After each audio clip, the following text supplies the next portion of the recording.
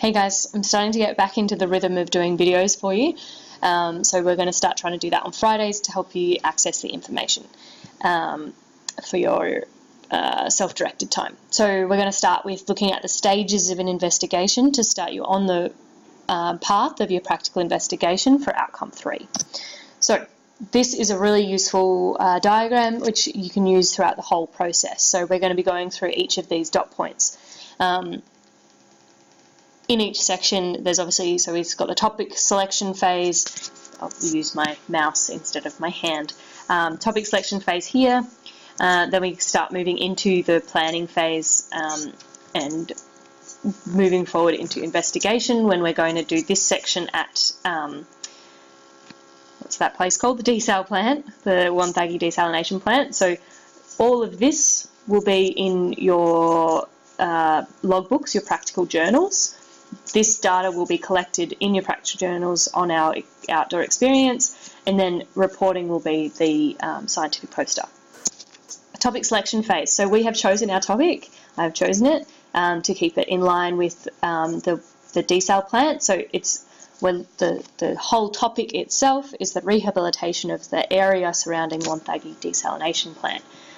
So the rehabilitation program that they have put in place.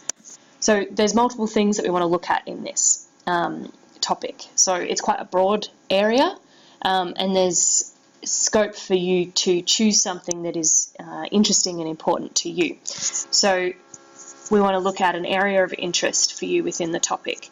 And this research question, so the idea is to develop a solid question, and this will provide the base from which we develop the investigation.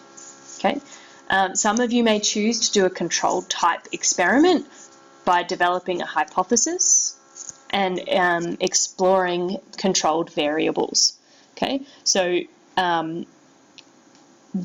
we are going to concentrate more on inquiry-based. If you do want to do a more controlled style experiment, we can discuss it and develop a way to do that and test the different variables and hypothesis. But I would prefer, and it's up to you, but everyone else will be looking at the inquiry-based approach, so observation mainly. Okay, this is a little, just a help to get your creative juices flowing, to think about what investigation you might like to conduct. These are just ideas. They'd need to be developed into a question that can be researched, so your research question. But there's a lot of different ones here that you could choose from. Next is planning phase. So we need to, there's two main parts of the planning phase: defining the problem that you are going to explore and the reasoning behind this problem, and how we're actually going to test and collect data in relation to the research question. Okay, so there's multiple things that we need, that our plan needs to address. So it needs to address the scientific concepts involved, identify short-term goals of the project. Why are we doing it? Okay, list the materials and equipment required, both in the field and in the classroom. Outlines the design of any experiment. So if you are doing a controlled experiment, how are you going to conduct that? If we're just doing the inquiry-based aspect, we don't have to worry about this one. Notes on anticipated problems, so what might happen while we're out collecting our data in the field. What are some issues that we might come up against? Okay, identify and suggest potential risks and how we can manage them. So when we go out to the desal plant, what are some potential things that we might find that could cause us harm? Any ethical issues? So that's relating to if there's anything, well, ethical issues. So are we sort of overstepping boundaries? Are we allowed to actually collect any data? Do we collect live specimens? Things like that. Make predictions about investigation outcomes based on your existing knowledge. So what do you know already, and what could you think might happen? Okay. Sorry, my video is in the way of design there, but you know what it says. Okay, the investigation phase. So this is when we're going down to the desal plant. So we'll collect all our data down at the desal plant. So we'll collect primary and secondary qualitative and quantitative data. Okay, so primary, data that is collected by yourself. Secondary, data that is collected from somewhere else. So say from the desal plant website. Okay,